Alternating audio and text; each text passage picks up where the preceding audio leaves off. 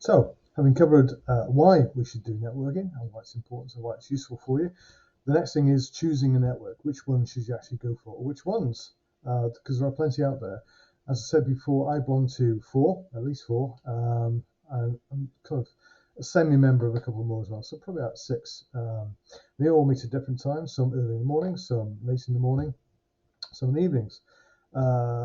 Most of them are weekly. I belong to two which meet bi-weekly, once every 2 weeks, etc. But you tend to find out what works best for you. What type of people are there? Are they working? Are they willing to work with you? Are they willing to understand how you operate and learn a bit more about your business? But as I say, there are plenty of different networks out there. So I try and give you some steers to what, from my experience, works and what doesn't work. So within my local area, Merseyside, there's probably about 30 or 40 what I would term major networking groups. Now, the one you'll probably come across most is BNI, of which I'm a member. And to be fair, it's probably the most successful business referral group. They don't call themselves a networking group as such. BNI calls itself a business referral group because everything that BNI does is about referring business to each other and working on that basis. But they do set the standard or the model as to how other networking groups are judged. And you'll find a lot of people will denigrate BNI. Oh, it's a terrible place. It's a cult. It's all kinds of strange and esoteric things to say about it. However, there's no doubt in that BNI, when it's done properly, works and works well. It's a national and international organisation, so it's not just about being in a local area. There are plenty of regions within BNI across the UK, and also within each region, quite a few chapters or groups on that basis as well. Now, what makes BNI different to a lot of the networking groups is that business is measured. So what they look at is how much have you generated for other people, how much business have you taken or made from the group itself. Have you been there every week? Have you attended? If not, you need to send a substitute. They track if you've had one-to-ones. They track how much business, essentially overall, the chapters has generated as well. So you get a very good feel for when you go along to BNI chapter. Who you need to speak to, who are the best performers within that chapter, how much the chapter itself has generated within the year as a group of people. And it gives you a very good feeling for, is this a good place for me to be? Now, you then go to other networking groups and say, well, how much has the group made? They usually can't tell you. They can't tell you how much individual members have made within the group, which is kind of the key elements to, if you are going to spend money, you want to ensure you are getting a good return on investment. And in most cases, most networking groups do not measure the amount of business being generated within the group.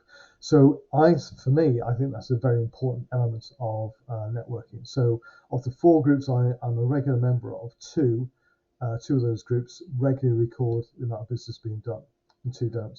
But I still belong to the two. I get different benefits from being in those groups. That get some very good referrals from at least one of them. But at the end of the day, if a network cannot tell you how much the members within that group are making, it's a good sign that that's probably not the best place for you to be on that basis. It's one of the key judgments on that basis. And if you go back to remember what I said before about putting a value on what your time is worth, what you've got to bear in mind is if I can't even measure how much you're getting back out of it or how much other members are getting from it, is this the best use of my time? Can I utilize my time and my value elsewhere?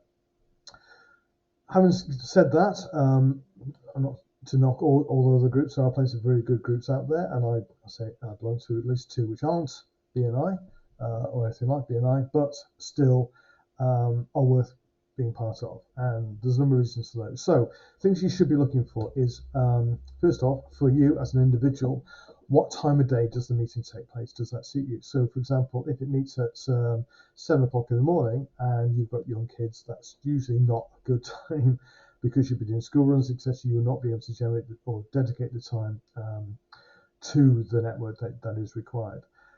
So sometimes you'll be looking to say, I can't do the early morning ones. I'm better off with mid-morning or late morning or afternoon or even evening. What I would say from evening groups, they tend to be more socially engineered, as in they're more likely to meet in a pub or a restaurant or cafe afterwards, and tends to be more about just general mixing, passing business cards, etc. So evening groups don't tend to be as effective as morning groups or certainly business-focused morning groups as well. But time of day is one thing to consider, as in, does the time of day of the meeting meet your requirements? The next thing I'd say in terms of timing is how often does a group meet? This is the big thing. It's what I found again from experience. The longer the lead time between meetings, so if you join a group which meets every month, you'll find is that the amount of business done between members considerably drops off, because you're not having that regular contact with people, having that regular understanding of what they're trying to do and what they will not get the same idea about what you're trying to do and try to achieve if you're only meeting once a month. Because at the end of the day, if you have to skip a meeting, you won't be seeing those people for 2 months at a time, in essence, because you won't miss one, you won't see them for like a whole 2 months. And they will probably have forgotten you by then. It's not the best use of time on that basis. Now, there are some groups out there which meet on a monthly basis. There's one I am being invited to. I may well go along. But in terms of effectiveness and time effectiveness, they don't tend to be as good as those which meet on a weekly basis for that reason.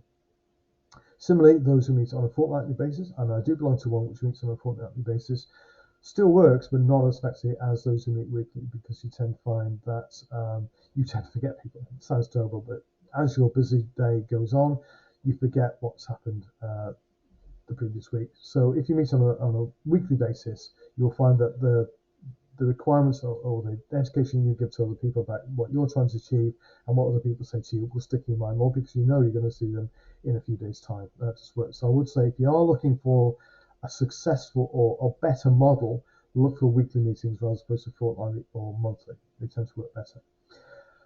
On the side of that, you're then looking at what cost is, because obviously the cost has got to match what your expectations are. I would say any cost in networking is actually an investment. I wouldn't say it costs, it's an investment. You're investing your time, you're investing your money to get more money back. That's the whole point about belonging to a networking group. So a lot of them will have an annual fee, which is understandable. There's a fee to join, and they can range between £200 to £1,000. It varies quite considerably. The thing you want to look out for, though, is the hidden cost, because they'll say it's about, say, £200 to join, but then it's £50 a month for your accommodation, for the breakfast or the food that they provide, refreshments, etc. So bear that in mind. It's not just the initial cost of joining, it's the ongoing cost as well. And put that again against your daily, what you would do in your daily rate. Is that good value for money? Are you going to get good value for money? So again, if you're looking at a network is going to meet monthly, it's going to cost you £1,000 a year to join, and then it's £100 every time the meeting takes place. Is that the best use of your funds? Are you going to get that kind of return back? Doubtful, but we'll find out on that basis. But these are things you need to consider. The other thing I'd say is how many members are in that group that you're going along to. Because it's a simple mathematics. There's more people in the room, the more opportunity to do business. What's within the room and outside, because obviously it's not just about the people in the room. And I don't want you to think about selling to people in the room. You're looking to make contacts with people that they know who could use your services outside the room.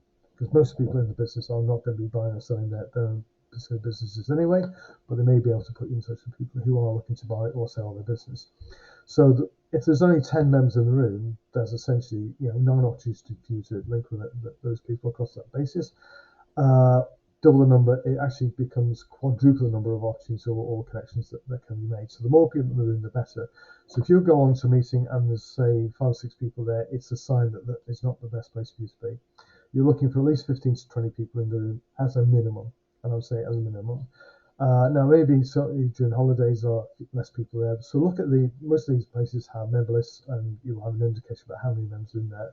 But if you go on to a meeting and there's 5, 6 people there, avoid. You're just going to waste your time. There are better places and better opportunities there. So looking for how many members are there is important, but also what type of membership there is there. Now, there's a few groups out there which I deem the Lotions and Potions Brigade. These people do essentially things like Forever Living and Arbonne, etc. And they sell basic creams and potions and drinks, whatever that may be. But you tend to find is that there's 4 or 5 of them, similar people in the same room. They call it network marketing. It's essentially, I wouldn't call it pyramid scheme, it's kind of network marketing, is how they refer it to.